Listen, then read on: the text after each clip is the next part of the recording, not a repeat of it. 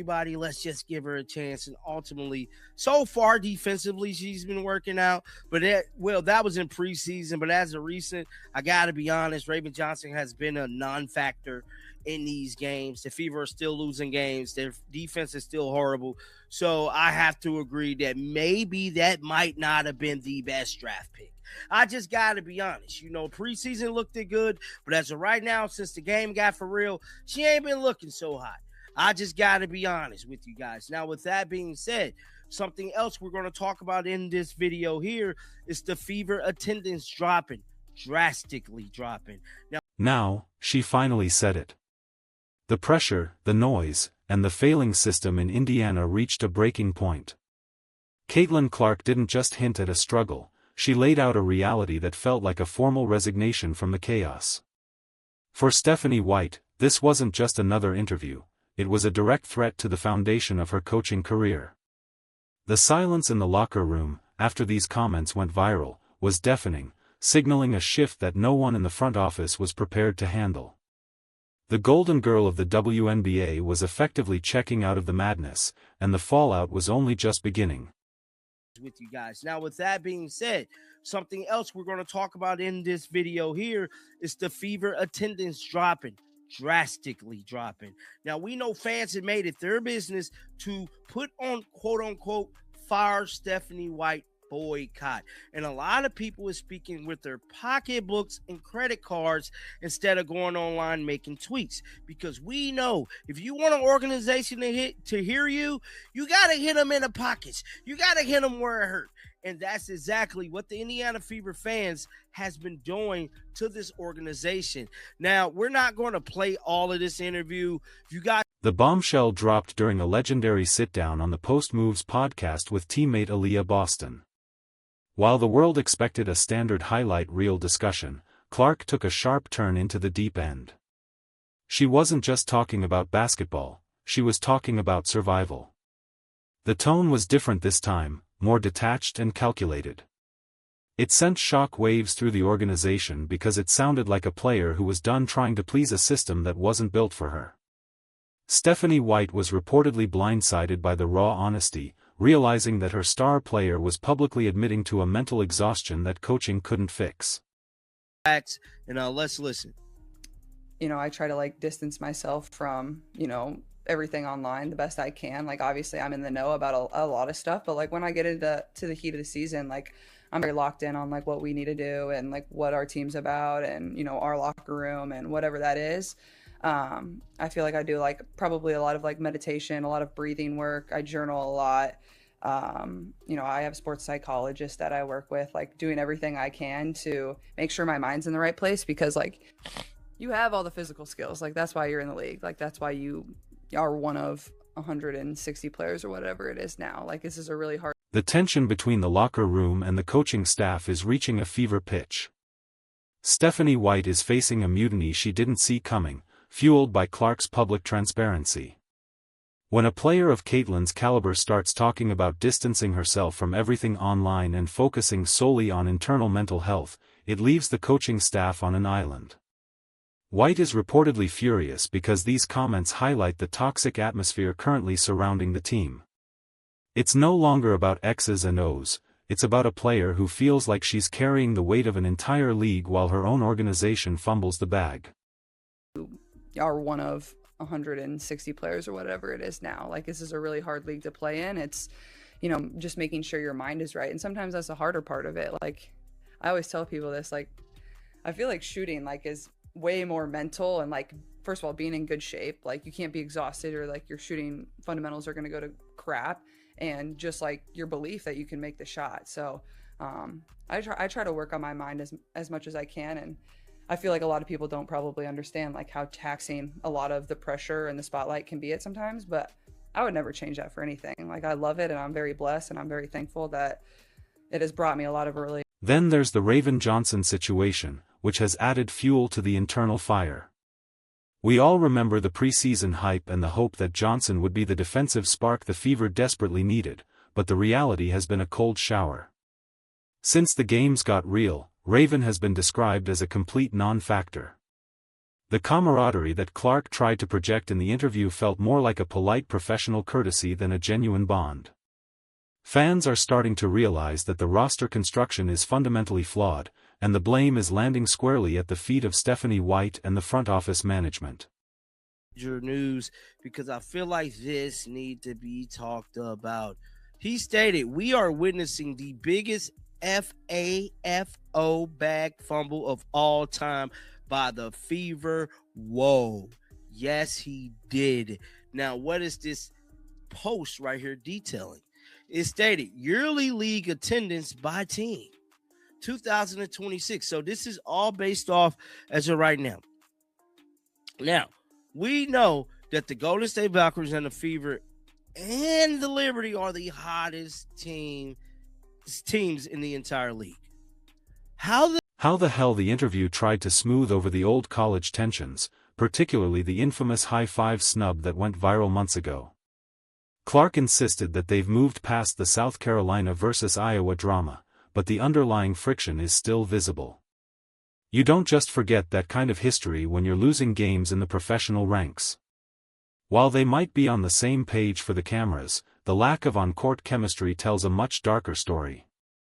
Stephanie White is struggling to integrate these personalities, and Clark's subtle hints about the taxing nature of the locker room suggest that the bond is paper-thin at best. Know that the Golden State Valkyries and the Fever and the Liberty are the hottest teams in the entire league. How the hell do the Indiana Fever attendance drops all the way down to 15,000? You mean to tell me that the Golden State Valkyries has a $3,000 gap? I mean, 3,000 seat gap over the Fever. Atlanta Dream even has a 17,000 gap. Mind you, they're playing in an NBA arena. They're playing where the Pacers play. So critics are now calling the Raven Johnson pick one of the biggest draft fumbles in recent history. The Fever are still losing, the defense remains a disaster, and the energy in the building is shifting from excitement to resentment. It's one thing to have a bad game, but it's another to be a non-factor when your team is fighting for its life. This narrative is a direct hit to White's credibility. If she can't develop the talent she's given, why is she there? The fan base is losing patience, and they are starting to voice their frustrations in the most painful way possible for any sports franchise. Stephanie White. This let us know they ain't rocking with Stephanie White. She's not the coach they want in there. And I'm going to keep saying this for again. Caitlin Clark need a Phil Jackson. Until the Indiana Fever give her a Phil Jackson, it is about to be hell to pay for any coach that want to come in Indy and try to run their offense and definitely do not know what the hell they doing with Caitlin Clark. If you don't even know what you're doing with Caitlin Clark, you need not come to. And right now, they are screaming. Indiana Fever attendance has plummeted in a way that should have everyone in the building terrified. We're talking about a drop all the way down to 15,000. For a team that has the most famous player in the world, that is an absolute catastrophe. The Golden State Valkyries, a team that doesn't even have a full roster yet, is outperforming them. Even the Atlanta Dream is seeing a massive seat gap over the Fever. This isn't just a slump, it's a boycott. The fans are sending a clear message to the front office: we aren't coming back until something changes. Caitlin Clark. If you don't even know what you're doing with Caitlin Clark, you need not come to Indy, bro. For real. I just got to be honest. If you want to run your style, if you want to run it through another player, we don't want that in Indy, bro. We want a coach that runs the offense through Caitlin. Not just the offense, runs the team through Caitlin. Anything else could go. What did Phil Jackson do? Run his offense through Kobe and Michael Jordan. You have to do that. What do the Lakers do? Run their offense through LeBron James and sometimes Luka. Stephanie White is witnessing the biggest back fumble of all time, and she's the one holding the ball. People are speaking with their pocketbooks and their credit cards instead of just tweeting their frustrations. When fans stop showing up to the arena where the Pacers play, the organization hears the silence loud and clear. This attendance drop is a direct vote of no confidence in the coaching staff. They are firing Stephanie White by leaving their seats empty. The organization thought Caitlin Clark was a guaranteed money printer, but they forgot that you actually have to win and support your star to keep the lights on. The Fire Stephanie White movement has moved from the comments sections to the ticket offices. Fans are tired of seeing a coach who doesn't seem to know what to do with a generational talent like Caitlin Clark. The comparison to Phil Jackson is being brought up constantly. You don't bring in a coach to run their system through a player like Clark. You bring in a coach who builds the entire world around her. Jackson did it for MJ and Kobe. The Lakers do it for LeBron, but in Indiana, it feels like they are trying to fit a square peg in a round hole, and the friction is starting to cause a massive fire. Caitlin's comments about her shooting being mental were a massive red flag that people are finally starting to analyze. She admitted that if her mind isn't right, her fundamentals go to crap. She talked about the exhaustion and the belief required to make those deep shots. This is a player who is admitting she is drained. When your franchise player says she's exhausted and relies on sports psychologists just to function, you have a massive problem. Stephanie White's inability to protect Clark from this mental toll is being viewed as a failure of leadership. The resignation notice wasn't just about the team. It was about her spirit. The pressure of being one of only 160 players in the world is hard enough, but being the face of the entire league is a different beast. Clark mentioned that people don't understand how taxing the spotlight really is. She's trying to stay in the know without letting it consume her. But it's clearly a losing battle.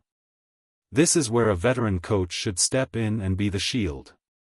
Instead, it feels like Clark is out there on her own, journaling and breathing her way through a season that should be a victory lap. The fury from White likely stems from the fact that her star is basically saying the environment is unsustainable.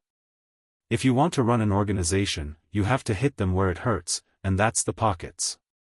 The fans in Indy are doing exactly that. They are refusing to support a product that feels like it's wasting the prime of a legend. The 17,000-seat gap between the dream and the fever is an embarrassment that cannot be ignored. Stephanie White can talk about process all she wants, but the business side of the WNBA is a results-driven industry. If the seats are empty, the coach is usually the first one out the door. The resignation angle is becoming a self-fulfilling prophecy as the community pulls away. The conversation around Clark's mental health is also a critique of the WNBA's culture as a whole. She noted that this is a really hard league to play in, and the physical skills are only half the battle. When she talks about her mind needing to be in the right place, she's highlighting the lack of support she feels.